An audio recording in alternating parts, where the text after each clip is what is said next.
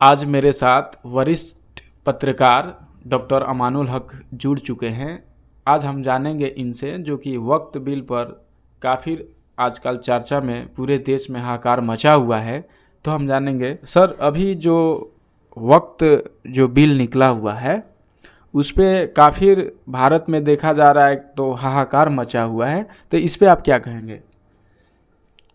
क्या ये जो कानून निकाला गया है ये सही है कि गलत है? आप देखिए, ये वक्फ बिल जो है जी ये एक कम्युनिटी के लिए है जो पूरे देश में हर जगह संपत्ति है। हर छोटे बड़े शहरों में वक्फ पूर्वज लोगों ने वक्फ को दे दिया अपनी प्रॉपर्टी, ताकि लोगों के लिए खिदमत ज़रूरी काम आए। जैसे उससे उससे आने वाला पैसा धन समाज के लिए काम आए, जिसमें समाज एक समुदाय के लिए है। जैसे मुस्लिमों के लिए, जो इस्लाम से जुड़े हुए लोग हैं, उनके लिए ये वो बिल है। लेकिन ऐसा नहीं है। यहाँ इस प्रॉपर्टी से जो जितने भारतवर्ष में रहने वाले सभी समुदाय के लोग हैं, सभी को फ़ायदा पहुंचता है और सब लोगों ने उसका इस्तेमाल किया है। और उससे जैसे किराए और भाड़े पे लोग ले रखा है तो आता है। तो जो भी वक्फ बिल का जो संपत्ति है, जिसके पूर्वज जो दान कर चुके हैं, उनकी खिदमत में लोगों को खाना खिलाना, चाहे तरह तरह की कोई जो उनके डीड में लिखा हुआ है उससे वहाँ तक पहुँचाते हैं लोग। उसका कमेटी जो बनाई जाती है, सरकार की बॉडी है, उसके अनुसार उसको संचालन किया जाता है। तो ये कुछ कम्युनिटी के लोग होते हैं जो हैं, उनकी समझिए एक तरह से उस पर वर्चस्व है। तो इससे मुस्लिम समुदाय को ये शक है कि ये बिल अब वहाँ से निकल जाएगा और इस पर सभी लोग काबिज हो जाएंगे। तो जो मेरा अधिकार है वो अधिकार नहीं रह पाएगा।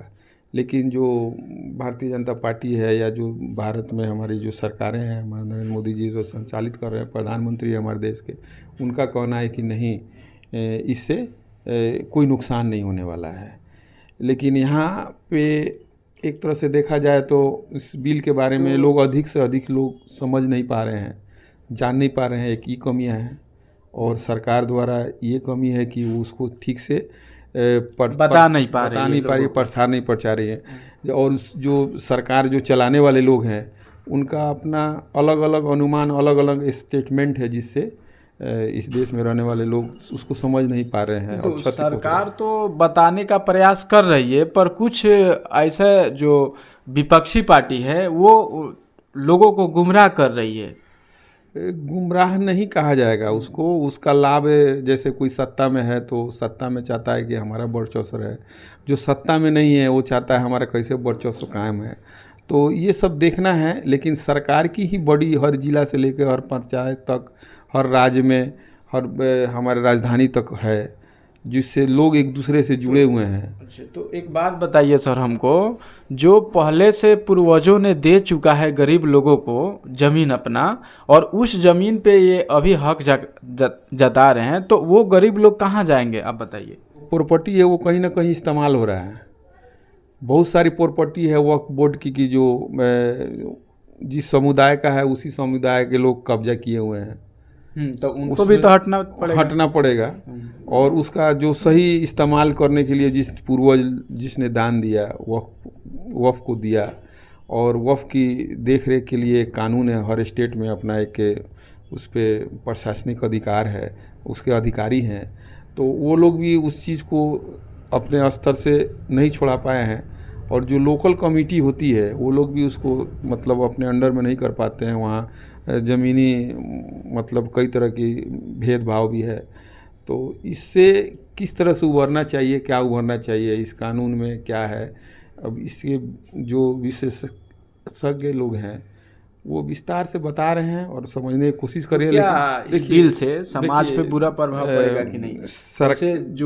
देखिए, मेरा जो अनुमान है, पत्रकारिता के अनुभव के साथ कह रहा हूँ, चाहे कोई भी अगर किसी बिल को लाया जा रहा है और एक कम्युनिटी है, या कम्युनिटी सिर्फ मुस्लिम ही नहीं, सारे लोग भी जो सहयोगी लोग हैं, चाहे इस देश के जितने वासी लोग हैं, जो समाज सेवी हैं, वो मिलकर एहतजाज कर रहे हैं कि ये बिल लागू नहीं होना चाहिए।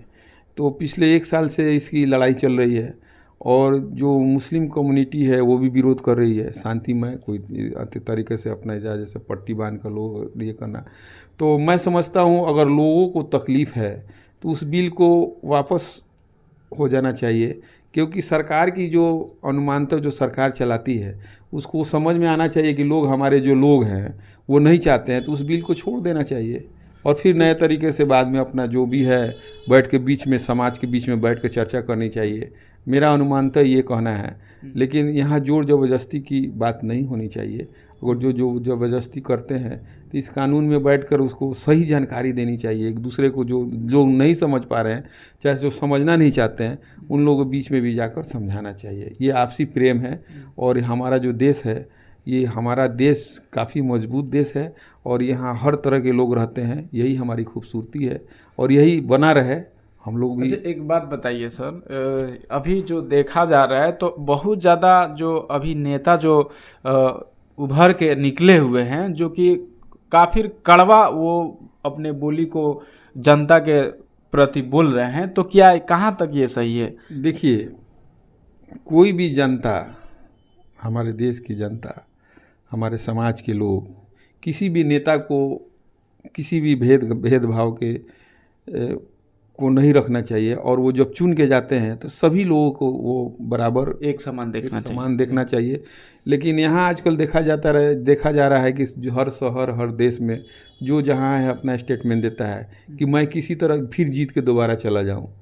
तो ये तो सबसे समाज का सबसे निंदनीय चीज़ है, घोर इस पर निंदा होनी चाहिए, ताकि जो हमारे जनप्रतिनिधि हैं वो हमारे समाज का एक अंग है और वो जो कहते हैं हम लोग उसको मानते हैं और मानना पड़ेगा। तो वो अगर वो लोग गलत डिसीजन लेंगे तो आम जो नया जनरेशन है वो क्या समझेगा, यही देखकर वो भी उतावला होता है और उसको चीज़ को समझ नहीं पाता है। और यहाँ पे शिक्षित होने के बाद भी बहुत सारे बड़े बड़े पद पे लोग हैं, शिक्षित हैं और समाज के बहुत बड़े कर्णधार भी हैं, वो भी इस चीज़ को नहीं समझ पाते हैं और वो भी बह जाते हैं बहकावे में, जो ये समाज के आने वाले दिनों के लिए सबसे घातक सिद्ध होगा और ये सबके लिए होगा और ख़ासकर उसके लिए भी जो ये कर रहा है, उसको भी, उसके भी जो उसके लोग हैं, जो बच्चे हैं, बाल बच्चे हैं, वो भी बुरा प्रभाव में पड़ते हैं और आने वाले पीढ़ी में उनका भी नुकसान होता है। इससे सबको सबक लेना चाहिए। और मैं कहूँगा कि कोई भी सरकारी स्कीमें हैं उसको हर सरकार जब बनाती है तो काफ़ी सोच विचार करके बनाती है। उसको आम जनता के बीच में जब जाता है तो उसे आम जनता को भी भली भांति उसको चीज़ को मानना चाहिए। हाँ, लोगों को मानना भी चाहिए। जहाँ तक बात है बनाने वाले, अगर ज़्यादा समाज में अगर विरोध हो रहा है जिस चीज़ का, जिस कानून का, जिस रूल का, तो सरकार को भी उस पर सोचना चाहिए कि भाई क्यों विरोध हो रहा है, फिर उसको नया अपना संशोधन तरीके से लाना चाहिए, चाहे उसको स्टॉप करना चाहिए। और मैं समझता हूँ कि ऊपर जो बनाने वाले बिल कानून है वो बहुत ही ऊंचे लोग हैं। अब उन लोगों के दिमाग से हम लोगों के दिमाग में काफ़ी फ़र्क है, लेकिन समाज के प्रति भी सबको सोचना चाहिए। समाज सबके लिए है। अगर हम लोग अल्लाह को, भगवान को, जो भी है गॉड को मानते हैं तो गॉड तो कहीं ना कहीं है, तो मानते हैं तो फिर गॉड तो बंटवारा नहीं करता है एक दूसरे में, नहीं गॉड तो बंटवारा नहीं करता है। तो गॉड को ही देखकर हम लोगों को सब भाई भाई है, मिलजुल कर रहना चाहिए, आपसी प्रेम व्यवहार बढ़ाना चाहिए, सद्भाव बढ़ाना चाहिए। आपका परिचय सर? मैं तो पत्रकारिता से जुड़ा हुआ हूँ और पत्रकारिता ही करता हूँ।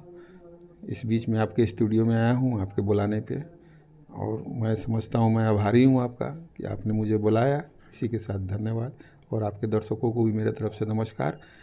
अभी मेरे साथ जुड़े थे वरिष्ठ पत्रकार डॉक्टर अमानुल हक, और अपने विचार को वो रखें, जो कि अभी जो वक्त बिल के लेकर के काफ़ी चर्चा हो रही है उसी पे इन्होंने अपना विचार रखा। तो बने रहिए मेरे चैनल के साथ, देखते रहिए बाबा न्यूज़ बिहार। नमस्कार।